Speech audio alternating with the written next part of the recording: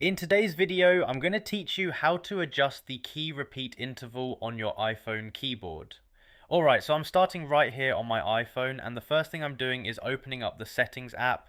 I tap on that gear icon, give it a moment to load, and once I'm inside I'm looking through the list of options on the screen. From here I scroll down until I see accessibility, and once I find it I tap on it to go inside. Now I'm in the accessibility menu, and I continue scrolling down through the list until I spot keyboards and typing.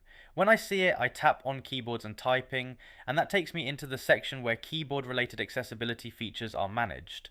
Alright, now that I'm here on this screen, I tap on key repeat. This opens up the controls for adjusting how repeated keystrokes behave when holding down a key. Now I turn on key repeat by tapping the toggle, and once that's enabled, I increase the interval of key repeat by adjusting it upward. The change applies immediately, so I take a moment to set it to the level that feels right for me.